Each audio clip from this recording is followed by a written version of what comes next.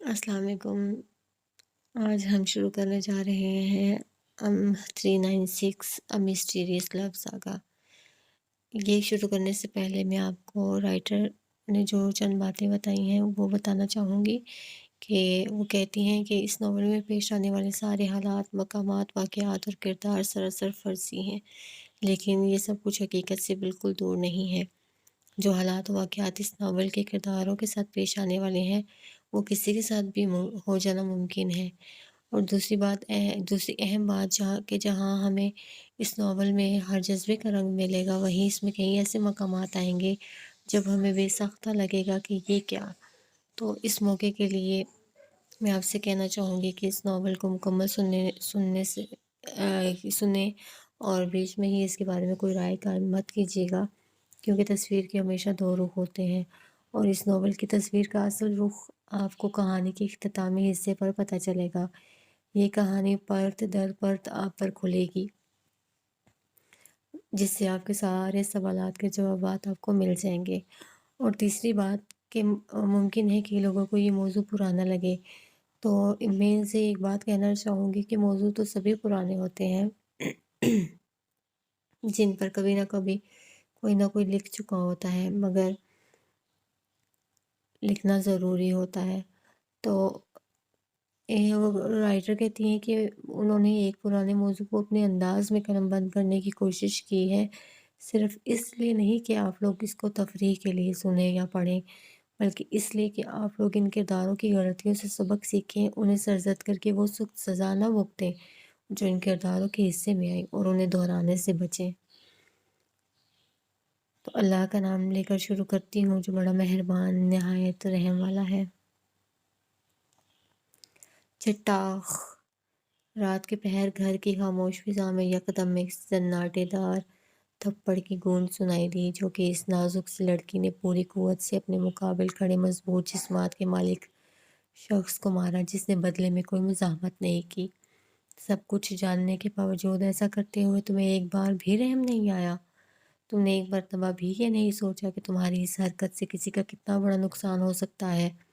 اگر میری جگہ تمہارا کوئی اپنا ہوتا، کیا تم تب بھی ایسا ہی کرتے؟ وہ غم و غصے سے اسے ملامت کرتی گئی۔ مجھ سے غلطی ہو گئی، آئی ایم سوری۔ وہ ہنوز سر جھکائے شرمندگی کے مارے منمنایا۔ سوری؟ ان سب کے بعد بھی تمہیں لگتا ہے کہ تمہاری سوری سے سب ٹھیک ہو جائے گا؟ وہ بے یقینی سے بولی۔ مجھے پتا ہے کہ میرے سوری سے سب ٹھیک نہیں ہوگا، لیکن پلیز مجھے ایک موقع دو، میں سب کچھ ٹھیک کر دوں گا۔ میں اپنی غلطی پر شرمندہ ہوں اور اس کا ازالہ کرنا چاہتا ہوں۔ اگلے ہی پل وہ سر اٹھا کر بنا رکے کہتا اس کی منت کرنے لگا۔ تمہارے شرمندہ ہونے سے سب کچھ ٹھیک نہیں ہو جائے گا۔ اس نے نفرت سے رخ پھیرا۔ اب چاہے مجھے کہیں بھی رہنا پڑے، رہ لوں گی، لیکن یہاں میں مزید ایک پل نہیں رک سکتی۔ میں ابھی یہاں سے جا رہی ہوں۔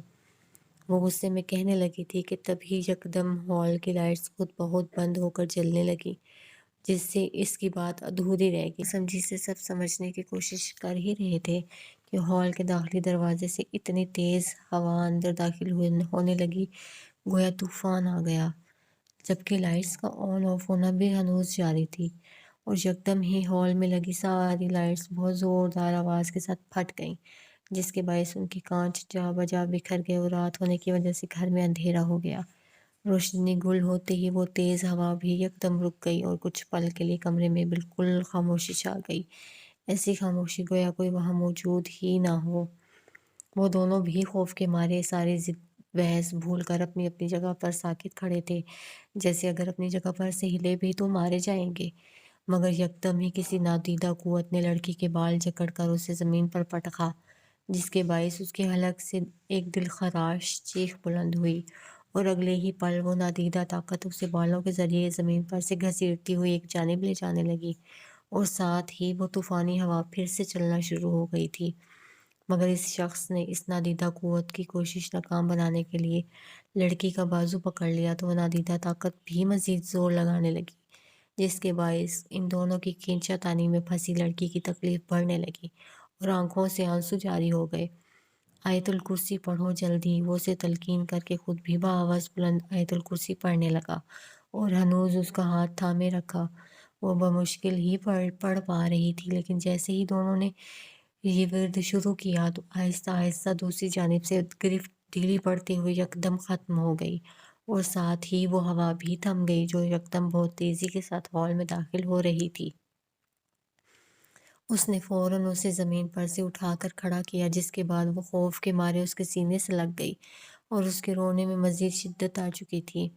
हमें यहाँ से निकलना होगा, जल्दी चलो, वो उसे खुद से अलग करते हुए बोला और उसका हाथ पकड़कर बाहर की जानिब बढ़ा। हॉल से बाहर निकलकर संगे मरमर का वसी सहन अबूर करते हुए दोनों मेन गेट की जानिब आए, जहाँ लाइट्स बंद हो जाने के बायस अंधेरा हो रहा था। मगर तब उनकी परेशानी और बढ़ गई जब दरवाजे का लॉक हज़ार कोशिशों के बावजूद भी नहीं खुला। ऐसा लग रहा था गोया लॉक जाम हो गया है और पूरी कुव्वत लगाने के बावजूद वह टस से मस नहीं हो रहा था। क्या हुआ है? वो सख्त घबराई हुई थी। लॉक नहीं खुल रहा है। उसने हनूज़ ज़ोर आज़माई करते हुए जवाब दिया, अब क्या करेंगे? उसे तशवीश हुई, तभी वो तूफ़ानी हवा फिर से चलना शुरू हो गई और घर के अंदर से बहुत शदीद तोड़-फोड़ की आवाज़ें आने लगीं। साथ ही ऊपर वाले पोर्शन की गैलरी में लगी ग्रिल इतनी ज़ोर-ज़ोर से हिलने लगी, गोया कोई उसे पकड़कर पूरी कुव्वत से उखाड़ फेंकना चाहता हो। जबकि उसने भी लॉक के साथ बेकार की ज़ोर आज़माई तर्क कर दी और बेबसी से इस लड़की की जानिब देखने लगा, जिसके चेहरे पर दहशत के साए बहुत वाज़ेह लहरा रहे थे। इधर आओ, वो उसका हाथ पकड़कर दोबारा अंदर की जानिब बढ़ा और उसे लेकर बहुत तेज़ी के साथ ड्राइंग रूम में आया, जहाँ बाकी घर की तरह हस्ब तवक्को अंधेरा हो रहा था। वो कमरे में बनी बड़ी-सी काँच की खिड़की के पास आकर रुका जो बाहर गली की जानिब खुलती थी और उसे खोलने की कोशिश करने लगा, मगर हस्ब तवक्को वो भी नहीं खुली और फिर ये कोशिश भी तर्क करके वो कोई खिड़की तोड़ने के लिए मुतलाशी नज़रों से आस-पास कुछ ढूँढने लगा, मगर नतीजा सिफ़र रहा। जबकि घर में होता तोड़-फोड़ का शोर और वो तूफ़ानी हवाएँ मज़ीद ज़ोर पकड़ती जा रही थीं। जब इसे कुछ समझ में नहीं आया तो उसने सारी कुव्वत इकट्ठा करके एक ज़ोरदार लात काँच की खिड़की पर दे मारी, जिसके नतीजे में काँच तो टूटकर बिखरा ही, मगर साथ ही साथ उसके पैर में पेवस्त होते हुए उसे अच्छा खासा ज़ख्मी कर गया। लेकिन फ़िलहाल जान बचाने के लिए ये ज़ख्म बर्दाश्त करना ज़रूरी थे। खिड़की से बाहर जाने का रास्ता बनने के बाद वो फ़ौरन वहाँ से निकलकर गली में कूदा, जिसके बाद इस लड़की को भी बाहर आने में सहारा देने के लिए हाथ बढ़ाया, जिसे थामते हुए वो आगे आई, मगर जैसे ही वो बाहर आने के लिए खिड़की फलांगने लगी, फिर किसी नादीदा कुव्वत ने उसके पैर पकड़ लिए, जिससे उसका दिल बहुत ज़ोर से धड़का। किसी ने मेरे पैर पकड़ लिए हैं, मैं बाहर नहीं आ पा रही हूँ। खौफ के मारे उसकी आवाज़ लरज़ रही थी। आयतुल कुर्सी पढ़ती रहो और कोशिश करो बाहर आने की। उसने इसे हाथ से पकड़कर बाहर जाने की जानिब खींचते हुए तलकीन की। दोनों ने एक बार फिर आयतुल कुर्सी का विर्द जारी किया और पूरा ज़ोर लगाने लगे इस नादीदा ताकत की गिरफ्त से निकलने के लिए। अल्लाह के नाम की ही बरकत थी कि वो बहुत मुश्किल से ही सही मगर खिड़की के ज़रिए बाहर निकलने में कामयाब हो गई। लेकिन इस सारी जद्दोजहद में दोनों काफ़ी ज़ख्मी हो गए थे। बाहर तो बिल्कुल सन्नाटा हो रहा था और जो हवा घर के अंदर तूफ़ान मचा रही थी, उसका भी बाहर कोई नामो निशान नहीं था। फ़िलहाल सब बातों को परे रख कर जितनी जल्दी मुमकिन था वो लोग इस जगह से दूर होते गए। इस बात से यकसर बेखबर कि मुसीबत टली नहीं है बल्कि शुरू हुई है। ये आँख रोने की शिद्दत से लाल थोड़ी है, माना मलाल है, मगर इतना मलाल थोड़ी है। मज़ा तो तब है कि हार के भी मुस्कुराते रहो। हर बार जीत ही जाना कमाल थोड़ी है। लगानी पड़ती है डुबकी उभरने से पहले। ग़ुरूब होने का मतलब ज़वाल थोड़ी है। परवीन शाकिर। तमाम सुनने वालों को आरजे सूफिया शाहनवाज़ का सलाम। सुबह बख़ैर पाकिस्तान। आज की शो की शुरुआत मैंने इस गज़ल से इसीलिए की क्योंकि परवीन शाकिर साहिबा की ये गज़ल मेरी पसंदीदा है और क्यों ना हो ये इतनी पुरुम्मीद जो है जब भी मैं इसे पढ़ती हूँ तो सैकड़ों मसाइल के होने के बावजूद भी ऐसा महसूस होता है कि जैसे कि सब ठीक है और नहीं भी है तो जल्द हो जाएगा। शायद इसीलिए कहा जाता है कि लफ्ज़ अपने अंदर बड़ी तासीर रखते हैं। इसीलिए कहा जाता है कि किसी से बात करते हुए लफ्ज़ों का चुनाव बड़ी समझदारी से करना चाहिए, क्योंकि ये लफ्ज़ ही तो होते हैं जो दिल जीत भी लेते हैं और दिल चीर भी देते हैं। इसी बात पर एक और शेर याद आ रहा है कि गुफ्तगू कीजिए ज़रा एहतियात के साथ, लोग मर भी जाते हैं अल्फाज के साथ। خیر کافی شعر و شاعری ہو گئی ہے، اب ذرا ایک کال شامل کر لیتے ہیں۔ ریڈیو اسٹیشن کے ایک کمرے میں کمپیوٹر اور چند ٹیکنیکل چیزوں کے ہمراہ ریوالونگ چیئر پر بیٹھی ایک لڑکی اپنی خوبصورت آواز میں دنیا سے بے خبر ہو کے کانوں میں ہیڈ فون لگائے مائک پر خود سے ہی گویا محو گفتگو تھی، جس نے بلیک ٹائٹس پر فل آستینوں والی ڈارک براؤن لانگ کرتی پہنی ہوئی تھی، گلے کے گرد سیاہ رنگ کا اسکارف لپیٹ کر کمر تک آتے بالوں کو ڈھیلی سی چوٹی میں قید کیا ہوا تھا۔ وہ کوئی مغرور سی ملکہ حسن نہیں تھی کہ جس پر ایسا حسن ٹوٹ کر برسا ہو کہ دیکھنے والے کو دیوانہ بنا دے، مگر سنہری رنگت والی اس لڑکی میں اتنی کشش جو ضرور تھی کہ دیکھنے والا لمحے بھر کو مبہوت ضرور ہوتا تھا اور دوسری نظر دوبارہ چپکے سے اٹھنے کی ضد کرتی تھی۔ اس بھری دنیا میں ایسا کوئی نہیں تھا جو قدم قدم پر اس کے ناز اٹھاتا، اس کے بولنے سے قبل ہی اس کی فرمائش پوری کرتا، مگر وہ پھر بھی خود کو تنہا نہیں مانتی تھی۔ ایک اطمینان سا اس کے وجود میں ہمیشہ رہتا تھا کہ کوئی ہر لمحہ ہے اس کے ساتھ۔ اس کے پاس کانچ سی سبز آنکھیں نہیں تھیں، مگر اس کی سیاہ آنکھوں میں ہر پل روشن امید کے چراغ ان میں ایک الگ ہی چمک پیدا کیے رکھتے تھے، ایسی چمک کے دکھنے والا فوری طور پر نظر نہ ہٹا پائے۔ بے حد نرم لہجے میں اپنی شیریں آواز کے ساتھ وہ جب بھی مثبت باتیں کرتی تھی تو بہت سی سماعتوں میں رس گھل جاتا تھا اور کئی دلوں کے زخم مندمل ہونے لگتے تھے۔ وہ مثبت سوچ اور ہمدردی بھرا دل رکھنے والی بھولی سی پرکشش لڑکی تھی، صوفیہ شاہ نواز۔ سوری۔ السلام علیکم، کون ہے ہمارے ساتھ؟ اس نے کہتے ہوئے کال ریسیو کی۔ وعلیکم السلام صوفیہ جی، میں کرن بات کر رہی ہوں۔ دوسری جانب سے ایک لڑکی کی آواز آئی۔ جی کرن، کہیں کیسے مزاج ہے؟ کوئی خاص فرمائش؟ اس نے خوش دلی کا مظاہرہ کیا۔ فرمائش نہیں ہے، ایک سوال پوچھنا ہے، وہ جھجکتے ہوئے بولی۔ جی جی ضرور، اس نے سہولت سے اجازت دی۔ میں روز آپ کا شو سنتی ہوں، آپ بہت اچھی باتیں کرتی ہیں، اسی لیے سوچا آپ کے پاس ضرور اس کا جواب ہوگا۔ میرا سوال یہ ہے کہ خوش کیسے رہا جائے؟ اس نے تعریف کرتے ہوئے اصل سوال پوچھا، جس پر بے ساختہ ہی صوفیہ کے لبوں پر ہلکی سی مسکراہٹ در آئی۔ سب سے پہلے تو پسندیدگی کا بہت شکریہ ڈیئر۔ اب آتے ہیں آپ کے سوال کی جانب کہ خوش کیسے رہا جائے۔ کہنے کو تو یہ بہت آسان سوال ہے اور دوسری جانب اتنا ہی مشکل، پتہ ہے ڈیئر، غم و خوشی کا انحصار ہمارے اپنے اوپر ہوتا ہے۔ مسئلے کس کے ساتھ نہیں ہوتے، بس ان مسئلوں کو ڈیل کرنا آنا ہی خوش رہنے کا راز ہے۔ میں ایک سادی سی مثال دینے لگی ہوں کیونکہ فی الحال یہی ذہن میں آ رہی ہے کہ فرض کریں اس سال آپ نے امتحانات میں حصہ لیا اور 5 میں سے ایک پیپر آپ کا کلیئر نہیں ہوا، اس کی سپلی آ گئی تو آپ کی پریشانی شروع۔ اب ایسی صورتوں میں لوگ دو ہی طرح کے رویے اپناتے ہیں۔ پہلا، یار میں نے اتنی محنت کی تھی مگر پھر بھی کامیابی نہیں ملی، میرے ساتھ تو کچھ اچھا ہوتا ہی نہیں۔ دوسرا، کوئی بات نہیں یار، زندگی ختم تھوڑی ہو گئی ہے، ہم دوبارہ محنت کریں گے اور اس بار جو کمی رہ گئی تھی اسے پورا کر کے ضرور کامیاب ہوں گے۔ حالات وہی ہیں، بس خیالات کا فرق ہے۔ در حقیقت ہمیں ہمارے خیالات ہی خوش یا دکھی کرتے ہیں، لہٰذا خوش رہنے کا آسان حل ہے کہ خیالات کو پازیٹیو رکھا جائے۔ اس نے اپنے مخصوص دھیمے انداز میں آہستہ آہستہ حل پیش کیا۔ آپ ٹھیک کہہ رہی ہیں، میں بھی ایسا ہی کرتی ہوں کہ چھوٹی چھوٹی باتوں پر گھبرا جاتی ہوں۔ اب سے میری کوشش ہوگی کہ اچھا سوچوں اور اچھا کروں۔ تھینک یو صوفیہ جی۔ دوسری جانب سے تشکر میں ڈوبی آواز سنائی دی۔ ویلکم سویٹی، اس نے بھی مسکرا کر جواب دیا۔ اچھا صوفیہ جی، کیا آپ اپنی طرف سے مجھے کوئی اچھا سا سانگ ڈیڈیکیٹ کر سکتی ہیں؟ اب کہ اس نے معصوم سے فرمائش کی، جس پر صوفیہ کی مسکراہٹ مزید گہری ہو گئی۔ ضرور ڈیئر، نیکسٹ سانگ آپ کے لیے ہی ہوگا، اس نے خوش دلی سے یقین دہانی کرائی۔ تھینک یو سو مچ، اللہ حافظ۔ اس کی آواز میں خوشی کی رمق واضح تھی۔ موسٹ ویلکم، اللہ حافظ، اس نے بھی اسی انداز میں جواب دیا اور ساتھ ہی کال ڈسکنیکٹ کر دی۔ اب سب بھی اس بات پر غور کرتے ہوئے ایک مرتبہ عمل ضرور کر کے دیکھیے گا کہ مثبت خیالات سے حالات بھی مثبت رخ اختیار کر لیتے ہیں۔ ایسا کر کے آپ کو ضرور اچھا محسوس ہوگا۔ اگر ایسا نہ ہو تو وہ بول ہی رہی تھی کہ یکدم ریڈیو بند ہو گیا، جس سے اس کی بات مکمل نہیں سنی جا سکی۔ ایک چھوٹے سے چائے کے ہوٹل میں ٹیبل کے گرد رکھی کرسی پر بیٹھا شجاع، جو چائے کے چھوٹے چھوٹے گھونٹ حلق میں اتارتے ہوئے نظریں ٹیبل کے وسط میں किसी गैर मरे शय पर मरकूज किए बहुत ध्यान से उसकी बातें सुन रहा था। यकदम चौंक गया और गर्दन मोड़कर काउंटर की तरफ देखने लगा जहां रेडियो रखा था। रेडियो क्यों बंद कर दिया गुल खान? उसने ताज्जुब से इस्तफसार किया।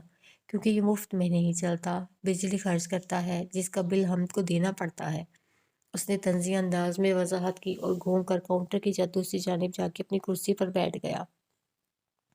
इस उल्लू का पट्ठा सनी को बोला भी है कि हमने कि खामखा हर वक्त ये रेडियो मत चला कर रखा करे, सिर्फ खबरनामा सुनने के लिए खोला करे, मगर उसका खोपड़ी में आता ही नहीं है हमारा बात। अभी भी देखो वहाँ पीछे फ्लोर पर मजदूरों को चाय देने गया था। अभी तक नहीं आया। वो अपने काउंटर पर रखे सामान को दुरुस्त करते हुए कहता गया, जबकि गुल खान के बिगड़ते तेवरों को मद्देनजर रखते हुए शुजा ने इससे मजीद जिद बहस करना मुनासिब नहीं समझा और खामोशी से अपने कप में मौजूद चाय ख़त्म करने लगा। उसकी टेबल से ज़रा फासले पर बैठे गुल खान ने एक तायराना नज़र इस छोटे से होटल पर डाली। सुबह का वक्त था और अभी अभी होटल खोला था, इसीलिए शुजा और चंद लोगों के सिवा फ़िलहाल होटल में कोई ख़ास रश नहीं था। यूं ही सबका जायज़ा लेने के बाद वो गहरी नज़रों से शुजा को देखने लगा, जो इत्मीनान से चाय पीने में मसरूफ़ था। शुजा 27-28 साला मजबूत जिसामत का हामिल एक जाज़िब नज़र लड़का था, जो कि इस वक्त डार्क ग्रे जीन्स के साथ ब्राउन चेक वाली शर्ट में मलबूस था और बज़ाहिर चाय पीते हुए वो गैर मरे नुक्ते को तकते हुए किसी गहरी सोच में गुम नजर आया। चंद लम्हों बाद ही उसने खाली कप मेज़ पर रखा और कुर्सी पर से उठकर बाहर की जानिब बढ़ा, मगर जैसे ही वो दाखिली हिस्से की जानिब बने काउंटर के नज़दीक पहुंचा, तो पुकार पर उसके कदम रुक गए। ओए शहजादे, ज़रा इधर आ, गुल खान ने उसे पुकारा था। मुझे कह रहे हो? उसने शहादत की उंगली सीने पर रखते हुए अपनी जानिब इशारा करके तायीद चाही। नहीं, वो जो तुम्हारा पीछे एक पानी का कूलर रखा है ना, उसे बुला रहा है हम। उसे तंज़िया अंदाज में जवाब दिया। कैसा पागलों वाली बातें करता है तुम भी? तुम इधर खड़ा है और तो तुमको ही बुलाएगा ना। अगले ही पल उसने थोड़ी बरहमी से वजाहत की, जिसके बायस वो मजीद कोई सवाल किए बिना उसकी जानिब आया। बोलो। वो काउंटर पर बाजू टिका कर खड़ा हो गया। चाय पी लिया तुमने? उसने आराम से पूछा। हाँ, पी ली, उसने भी आम से अंदाज में जवाब दिया। कैसी थी? वो प्यार से पूछते हुए इसके सर पर हाथ फेरने लगा। हमेशा की तरह बहुत मज़े की थी, उसने मुस्कुराकर जवाब दिया। अच्छा, तो अब इसका पैसा कौन देगा? तुम्हारा चाचा? गुल खान ने अचानक ही हाथ उसके सर पर से लाते हुए कान पर रखा और उसे मरोड़ कर सख्ती से इस्तफसार किया, जिससे वो यकदम सिटपटा गया। आह गुल खान, छोड़ो यार, उसने मुजाहमत की। छोड़ देगा, मगर ये बताओ कि तुम हमारा पैसा कब देगा? ये देखो, पूरे 1535 रुपए का बिल बन गया है तुम्हारे खाते में। उसने कहते हुए उसका कान छोड़ा और काउंटर पर रखे रजिस्टर का रुख उसकी जानिब किया, जो आज़ाद हो जाने के बाद अपना कान सहला रहा था। दे दूंगा यार, मैं कौन सा कहीं भागा जा रहा हूँ।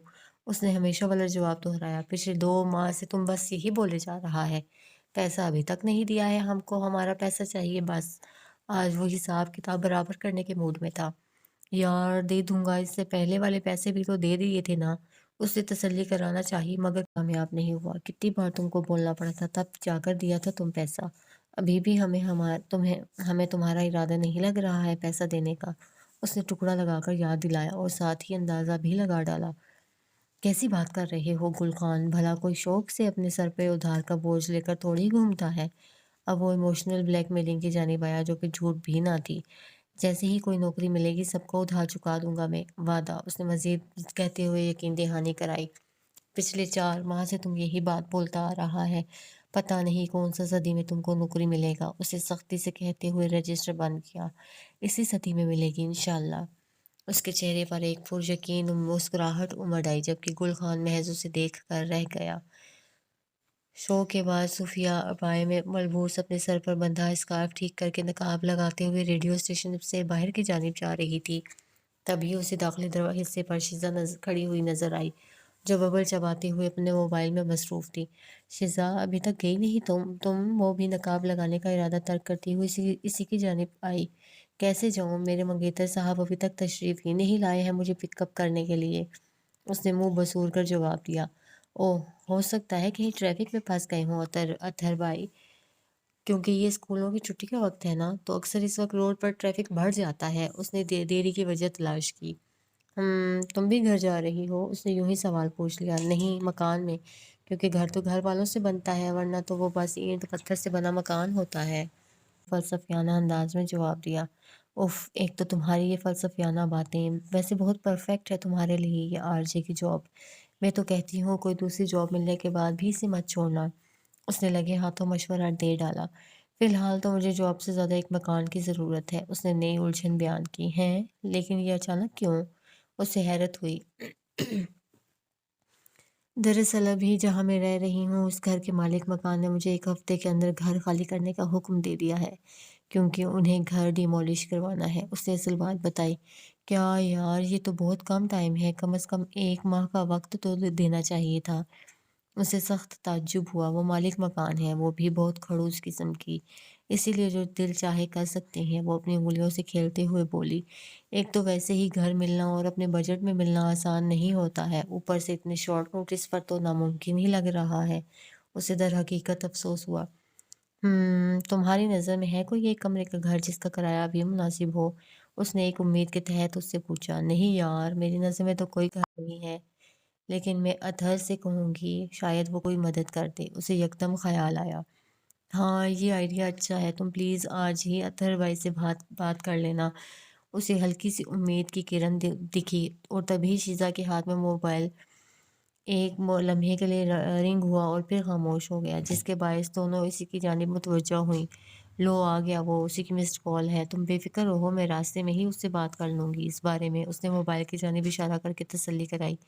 थैंक्स यू यार, वो मुस्कुराते हुए बोली। फिर शीज़ा अपने कंधे पे लटका बैग सँभालते हुए बाहर की जानिब बढ़ गई, जबकि सूफिया ने भी वहीं खड़े रहकर पहले अपना नकाब लगाया और फिर बाहर की जानिब कदम बढ़ा दिए।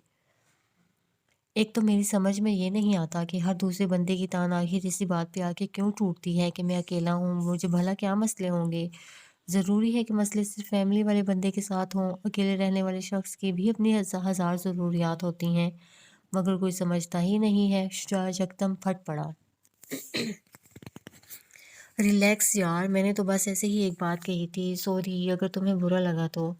मुनीब ने टेबल पर बिखरे कागज़ात को उलट-पुलट करते हुए माज़रत की, जबकि उसने कोई जवाब नहीं दिया और संजीदा तासुर के साथ टेबल पर पड़ा पेपर पेपर वेट घुमाने लगा। दोनों शाम के इस वक़्त के एक कमरे में मौजूद थे, जिसके वसत में दरमियानी साइज़ में लकड़ी की एक टेबल रखी हुई थी, जिसकी एक जानिब एक और दूसरी तरफ 2 कुर्सियाँ रखी थीं। टेबल कुर्सी पर मुनीब विराजमान कुछ कागज़ात में उलझा हुआ था, जबकि इसके मुकाबिल वाली 2 में से एक कुर्सी पर शुजा मौजूद था। बाएँ जानिब दीवार के साथ एक डबल सोफ़ा था, जबकि दाएँ जानिब वाली दीवार पर एक छोटा-सा एलईडी नस्ब था, जो कि फ़िलहाल बंद था। मुनीब की ऊपर वाली दीवार पर एक बैनर नुमा तस्वीर लगी हुई थी, जिस पर कुछ खूबसूरत घर बने थे और दरमियान में एमएस रियल एस्टेट लिखा हुआ था।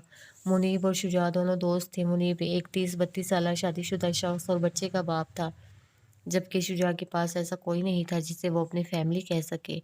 दोनों ने अपनी जानिब से थोड़ी रकम मिलाकर पार्टनरशिप पर एक साल कबल ये एस्टेट खोली थी, इस गुमान में कि इससे इन्हें काफ़ी फ़ायदा होगा, मगर ये गुमान महज़ गुमान ही साबित हुआ। यार, तुम्हारी बात बुरी नहीं लगी, मगर जब जब हर दूसरा बंदा मेरा कोई भी मसला सुनकर यही बात दोहराता है, तो फिर मुझे गुस्सा आने लगता है। अब कि वो थोड़ा नरम पड़ा। अभी परसों ही मेरे मालिक मकान ने हुक्म जारी किया है कि या तो हर सूरत इस माह का किराया दूँ या फिर घर खाली कर दूँ। मैंने कहा कि इतनी जल्दी मैं भला कहाँ जाऊँगा? तो आगे से वही बात सुनने को मिली कि तुम तो अकेले हो, तुम्हें क्या मसला? एक जानने वाले से कहा कि कोई मुनासिब जॉब नज़र में हो तो बताना, तब भी वही बात कि तुम तो अकेले हो, तुम्हारे भला क्या खर्चे हैं? स्टेट से मिलने वाला कमीशन काफ़ी होता होगा तुम्हारे लिए, और अभी तुमने भी जॉब का कहने पर वही बात कर दी। उसने तफ़सील से वज़ाहत की। मैं समझ सकता हूँ यार, लेकिन लोगों का तो काम ही है बोलना। तुम ध्यान मत दिया करो, अपने तौर पर कोशिश करो जॉब ढूँढने की, इंशाअल्लाह सब अच्छा होगा। उसने आराम से तसल्ली दी। यार, फ़िलहाल मुझे जॉब की इतनी फ़िक्र नहीं है, जितनी घर की है। वो मालिक मकान बहुत ही लीचड़ सा शख़्स है। अगर 1 हफ़्ते के अंदर उसे किराया नहीं दिया ना, तो वो मेरा सामान उठाकर बाहर फेंकने से भी गुरेज़ नहीं करेगा। सोने पर सुहागा, अभी कोई पार्टी भी हाथ नहीं आ रही है कि कुछ कमीशन का ही आसरा हो जाए। वो सख्त मुतफक्किर था। अभी एक पार्टी आने वाली है, मैं उसे शेख साहब वाला घर विज़िट कराने जा रहा हूँ। देखो शायद कोई बात बन जाए। उसने मबहम सी उम्मीद दिलाई। यार पता होता ना कि ये स्टेट का काम इतना मर मर के चलेगा तो कभी अपनी सेविंग इसमें ना फंसाता मैं, इसके बजाय कुछ और कर लेता। उसने अपने आप को कोसा। मैंने तो पहले ही कहा था तुम्हें कि ये स्टेट का काम ऐसे ही होता है, कभी एकदम ही चक्का लग जाता है और कभी बस गुजारे लायक काम होता है। मगर तुम दिलचस्पी ले रहे थे मेरे साथ इन्वेस्ट करने में तो मैंने मना नहीं किया। उसने लापरवाही से कंधे उचकाए। तुम तो यही बोलोगे, तुम्हें भला किस बात की फिक्र, अच्छी खासी नौकरी है तो तुम्हारे पास, ये स्टेट तो तुम्हारा पार्ट टाइम काम है। उसने तंज मारा। हाँ तो तुम भी ढूंढ लो कोई नौकरी, किसने मना किया है। तार फिर से वहीं आ गई जहाँ से शुरू हुई थी। इससे कबल के शुजा कोई जवाब देता। टेबल पर रखा मुनीब का मोबाइल गुनगुना उठा, जिसकी स्क्रीन पर चमकते नाम को देखकर उसने फौरी कॉल रिसीव करके मोबाइल कान से लगाया। अस्सलाम वालेकुम जी, इफ्तिखार साहब पहुंच गए आप? उसने कहते हुए चाहिए और दूसरी जानिब का जवाब सुनने लगा। ठीक है, बस वहीं रुके, मैं 5 मिनट में आया। उसने ताकीद की और जल्दी से मोबाइल कान से हटाकर लाइन डिस्कनेक्ट कर दी। शुजा, शेख साहब वाले मकान की पार्टी आ गई है, मैं उससे विज़िट करवाने जा रहा हूँ। दुआ करो कोई बात बन जाए ताकि तुम्हारा किराए का मसला हल हो। बाकी अगर मेरे पीछे कोई आ जाए तो तुम हैंडल कर लेना। वो मोबाइल पैंट की जेब में रखते हुए खड़ा हो गया और फिर तेज़ी के साथ बाहर की जानिब बढ़ा, जबकि शुजा यूं ही बेजारियत से बैठा पेपर वेट से खेलता रहा। वो बिजनेस की दुनिया का बेताज बादशाह नहीं था, मगर दुनिया ने इसे बहुत अच्छे से दुनियादारी सिखा दी थी, जिसके बायस करीब था कि वो बेनियाजी का ताज ताज पहनकर खुदगर्जी की दुनिया का बादशाह बन जाता। वो किसी अमीर कबीर शख्स की इकलौती औलाद नहीं था, बल्कि कभी कभी उसे महसूस होता था कि वो पूरी दुनिया में ही इकलौता है, अकेला है। उसकी आंखें समुंदर से नीली नहीं थीं, मगर इन काली आंखों में गहराई समंदर की सी थी। ऐसी गहराई कि देखने वाले को गुमा गुजरता, गोया वो इनमें डूब ही ना जाए। जब वो अपनी गंभीर आवाज़ में बोलता था तो अक्सर जाने अनजाने अपने तल्ख लफ्ज़ों के खंजर से वो कई दिलों को ज़ख्मी कर जाता था, मगर उससे इस बात की कोई परवाह नहीं थी। कुछ ही देर गुजरी थी कि शीशे से बने दाखिली दरवाज़ा के खुलने की आवाज़ आई, जिस पर उसने ख्यालों से चौंक कर गर्दन मोड़ी तो मालूम हुआ कि एक 24-25 साला लड़का अंदर दाखिल हुआ है। अस्सलाम वालेकुम, स्टेट की ऑनर कहाँ हैं? उसने मुहज़्ज़िब अंदाज में इस्तफ़सार किया। वालेकुम अस्सलाम जी, जी मैं ही हूँ, कहिए। वो सीधा होकर बैठा। दरअसल मुझे रेंट पर एक घर चाहिए, इसी हवाले से बातचीत करनी थी। उसने मुद्दा बयान किया। जी बैठें प्लीज़। उसने कुर्सी पर से उठते हुए अपने बराबर वाली कुर्सी की जानिब इशारा किया और ख़ुद घूम कर जाके दूसरी जानिब रखी सिंगल चेयर पर बैठ गया। मेरा नाम अतहर है और मेरी एक जानने वाली को अर्जेंट एक घर की ज़रूरत है। मैं दोपहर से अब तक कई जगहों पर जा चुका हूँ, मगर कहीं भी कुछ समझ में नहीं आया। इस इलाके में सुना है कि मुनासिब किराए पर घर मिल जाते हैं, इसीलिए सोचा यहाँ भी पता कर लूँ। उसने कुर्सी पर बैठते हुए वजाहत की। कितनी बड़ी फैमिली है जिसे घर चाहिए? उसने पेशा वाराना अंदाज में सवाल किया। बस एक लड़की ही है, अकेली रहती हैं वो, तो उनके लिए एक कमरे का मकान भी काफ़ी होगा। बस रेंट मुनासिब होना चाहिए और 1 हफ्ते के अंदर-अंदर चाहिए उन्हें घर। उसने तफ़सील बताई। 1 हफ्ते में? ये तो बहुत कम टाइम है और फ़िलहाल तो इस तरह का कोई घर दस्तयाब भी नहीं है। उससे थोड़ा ताज्जुब हुआ। आपसे पहले जिन लोगों से मैं मिला हूँ, उन्होंने भी यही कहा है कि 1 हफ्ते के अंदर मिलना मुश्किल है, लेकिन उन्हें बहुत सख्त ज़रूरत है इस वक़्त घर की, क्योंकि उनके मालिक मकान ने हुक्म जारी कर दिया है घर खाली करने का। आप प्लीज़ कोशिश करके देख लें कि मुनासिब किराए में जल्द से जल्द कोई घर मिल जाए। बाकी आपका जो भी कमीशन वग़ैरह होगा, इसकी फ़िक्र नहीं है। उसने मजबूरी बताते हुए थोड़ा इसरार किया, जिसके बायस वो सोच में पड़ गया, क्योंकि वाक़ई इस वक़्त इन लोगों के पास कम किराए में ऐसा कोई घर दस्तयाब नहीं था जिसके बारे में वो उसे बता पाता। अच्छा ठीक है, आप अपना मोबाइल नंबर लिख कर दे जाएँ। मैं कोशिश करता हूँ जल्द से जल्द कोई घर ढूँढने की और फिर आपको इत्तला करता हूँ। आखिरकार नतीजे पर पहुँचते हुए उसने एक पेन पेपर अत्थर की जानिब बढ़ाया, जिसे लेकर वो उस पर अपना मोबाइल नंबर लिखने लगा, जिसके बाद उसने दोनों चीज़ें वापस शुजा की जानिब बढ़ा दी, जिन्हें लेकर उसने वहीं टेबल पर रख दिया। आप अपनी रेंज भी बता दें कि कम से कम कितना रेंट अफोर्ड कर सकते हैं आप? उसने दूसरा अहम सवाल किया। कोशिश कीजिएगा कि बस 10,000 के अंदर-अंदर ही हो, उसने लजाजत से जवाब दिया। जबकि शुजा का दिल चाहा कि अभी से टोक कर उसे बोले कि भाई, एक तो तुझे इतनी अर्जेंट घर चाहिए और ऊपर से किराया भी कम हो। अब ऐसा घर तो ऑर्डर पर ही बन सकता है, मगर उससे ये बेवकूफ़ी की नहीं, महज़ सोच कर रह गया। ठीक है, मैं कोशिश करता हूँ। اور یہ ہمارا وزٹنگ کارڈ بھی رکھ لیں، ہو سکتا ہے ضرورت پڑ جائے۔ شجاع نے ایک کارڈ اس کی جانب بڑھایا۔ شکریہ، میں انتظار کروں گا پھر آپ کے فون کا، اللہ حافظ، اسے کارڈ لے کر شرٹ کی جیب میں رکھتے ہوئے کہا، جس پر شجاع نے محض اس بات میں سر ہلانے پر اکتفا کیا، اور اس کے بعد اطہر اٹھ کر باہر کی جانب بڑھ گیا۔ اس کے جانے کے بعد وہ پھر کرسی کی پشت سے سر ٹکائے کسی گہری سوچ میں گم ہو گیا۔ اچھا خاصا موقع اس کے ہاتھ آیا تھا کمیشن بنانے کا، مگر بدقسمتی سے اس وقت کوئی گھر دستیاب نہیں تھا جو وہ انہیں دلا سکتا۔ وہ انہی خیالوں میں گم تھا کہ تبھی پینٹ کی جیب میں رکھا اس کا موبائل گنگنا اٹھا، جسے نکالنے پر پتہ چلا کہ کسی انجان نمبر سے کال آ رہی تھی۔ اس نے ناسمجھی سے کال ریسیو کر کے موبائل کان سے لگایا۔ ہیلو، اس نے سادگی سے کہا۔ السلام علیکم، ایم ایس ریئل اسٹیٹ سے بات کر رہے ہیں آپ؟ دوسری جانب سے روبدار مردانہ آواز اس کی سماعت سے ٹکرائی۔ وعلیکم السلام، جی میں ایم ایس ریئل اسٹیٹ سے شجاع حیدر ہی بات کر رہا ہوں، آپ کون؟ اس نے تائید کرتے ہوئے پوچھا۔ میں رومان جعفری بات کر رہا ہوں۔ آپ کو شاید یاد ہو کہ کچھ مہینے پہلے میں نے ہاؤس نمبر 396 کی فائل آپ کو دی تھی۔ میں اسی گھر کا مالک ہوں، انہوں نے تعارف دیتے ہوئے یاد دلایا۔ سوری، ہاؤس نمبر 396، وہ پرسوچ انداز میں زیر لب بڑبڑایا۔ جی جی، یاد آ گیا۔ کہیں سر، کیا بات ہے؟ ذہن پر تھوڑا زور دینے کے بعد اسے یاد آ گیا تھا۔ مجھے گھر کے بارے میں ہی پوچھنا تھا، ملا کوئی خریدار؟ انہوں نے اصل بات پوچھی۔ نہیں سر، خریدار تو کوئی نہیں ملا اب تک، جو مشکل سے ایک دو لوگ ملے بھی تھے انہیں آس پاس کے لوگوں نے ڈرا دیا، جس کے بعد وہ پھر پلٹ کر واپس نہیں آئے، اس نے ان کے اندازے کی تردید کرتے ہوئے بتایا، جس کے بعد اسے محسوس ہوا کہ دوسری جانب موجود شخص کسی سوچ میں گم ہے۔ ہم کوشش کر رہے ہیں سر، جیسے ہی کوئی خریدار ملتا ہے ہم آپ کو ضرور اطلاع کر دیں گے۔ انہیں خاموش پا کر وہ خود ہی بول پڑا۔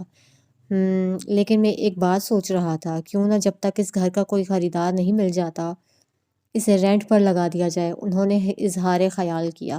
لیکن سر، وہ گھر کرائے پر بھی کون لے گا؟ جب آس پاس کے لوگوں نے خریدار کو ڈرا دیا تو کرایہ دار کو کیسے سکون سے رہنے دیں گے؟ اس نے سوال اٹھایا جس میں وزن تھا۔ ایسے بہت لوگ مل جائیں گے جنہیں مجبوری میں کسی گھر کی اشد ضرورت ہوتی ہے، اور پھر جب اتنا شاندار فرنشڈ گھر نہایت کم کرائے پر ملے گا تو کوئی کیوں نہیں لے گا؟ اس لیے میں سوچ رہا تھا کہ کیوں نہ جب تک اس گھر کا سودا نہیں ہو جاتا اسے کم کرائے پر کسی کو دے دیں۔ اسی بہانے گھر آباد ہو جائے گا تو ممکن ہے کہ آس پاس کے لوگوں کی غلط فہمی بھی دور ہو جائے اور جلد گھر کا سودا ہو جائے۔ اگر کوئی وہ گھر کرائے پر لینے کے لیے رضامند ہے تو دے دیجیے، مناسب کرائے پر۔ ایڈوانس اور رننگ کرایہ لینے کی ضرورت نہیں ہے، بس آپ اپنا کمیشن لے لیجیے گا اور آپ ہی سب ایگریمنٹ وغیرہ کر کے مجھے اطلاع کر دیجیے گا۔ انہوں نے اپنے خیالات سے اسے بھی آگاہ کرتے ہوئے ساتھ سارا معاملہ ترتیب دے ڈالا، جس پر وہ بھی سوچ میں پڑ گیا۔ ٹھیک ہے سر، میں کوشش کرتا ہوں، جیسے ہی کوئی کرایہ دار ملے گا تو میں آپ کو اطلاع کر دوں گا۔ اس نے ایک گہری سانس لیتے ہوئے حامی بھری۔ ٹھیک ہے، میں انتظار کروں گا، اللہ حافظ۔ اللہ حافظ، اور پھر دونوں جانب سے رابطہ منقطع ہو گیا۔ اس نے موبائل ٹیبل پر رکھا اور ٹیبل کے دراز سے ایک فائل نکال کر اس میں اس گھر کے کاغذات کی فوٹو کاپی ڈھونڈنے لگا، جو تھوڑی سی تلاش کے بعد اسے مل گئی، جنہیں وہ بغور پڑھنے لگا۔ اس پر ہاؤس نمبر 396 لکھا ہوا تھا اور ساتھ ہی کچھ تفصیلات کے ساتھ مالک مکان کا نام رومان جعفری بھی درج تھا۔ اسے دیکھتے ہی بے ساختہ اس کے ذہن میں اس گھر سے جڑی ساری افواہیں تازہ ہو گئیں جو اب تک وہ لوگوں کی زبانی سن چکا تھا۔ اس گھر میں آسیب ہے، یہ گھر کبھی آباد نہیں ہو سکتا، یہاں بڑی ہی دردناک موت ہوئی تھی۔ رات میں یہاں سے عجیب عجیب آوازیں آتی ہیں، کبھی کسی کے رونے چلانے کی تو کبھی پیانو بجانے کی۔ یہ ساری باتیں اس نے کئی لوگوں سے مختلف اوقات میں کبھی نہ کبھی اس گھر کے متعلق سن رکھی تھیں۔ وہ چند لمحے تو یوں ہی بغور اس کاغذ کو ہاتھ میں پکڑے پرسوچ انداز میں دیکھتا رہا، پھر انہیں بھی وہیں میز پر رکھ دیا جس سے ذرا فاصلے پر ایک کاغذ پڑا تھا، جس پر کچھ دیر قبل ہی اطہر اپنا نمبر درج کر کے گیا تھا۔ میری ایک جاننے والی کو ارجنٹ ایک گھر کی ضرورت ہے، آپ پلیز کوشش کر کے دیکھ لیں کہ مناسب کرائے میں جلد از جلد کوئی گھر مل جائے، باقی آپ کا جو بھی کمیشن وغیرہ ہوگا اس کی فکر نہیں ہے۔ اسے تھوڑی دیر قبل کہی گئی اطہر کی بات یاد آئی۔ اگر کوئی وہ گھر کرائے پر لینے کے لیے رضامند ہے تو دے دیجیے، مناسب کرائے پر۔ ایڈوانس اور رننگ کرایہ لینے کی ضرورت نہیں ہے، بس آپ اپنا کمیشن لے لیجیے گا۔ پھر اس کے ذہن میں رومان جعفری کی آواز ابھری، یکدم ہی کڑی سے کڑی ملی اور اس کے ذہن میں ایک کوندا لپکا۔ جس کے بعد ایک گہری سانس لے کر کسی نتیجے پر پہنچتے ہوئے اس نے کرسی کی پشت سے ٹیک لگا لی اور اب اس کے ہونٹوں پر بے ساختہ ایک فاتحانہ مسکراہٹ بھی در آئی تھی۔ یہ ایپیسوڈ یہیں تک تھی، اور کیا شجاع اتنا خود غرض ہو جائے گا کہ وہ صوفیہ کو وہ آصف زدہ گھر دلا دے گا؟ اور یہ سب جاننے کے لیے آپ میرے ساتھ رہیے، اور اگر آپ کو میری ویڈیوز پسند آئی ہیں تو پلیز میرے چینل کو لائک سبسکرائب ضرور کیجیے گا۔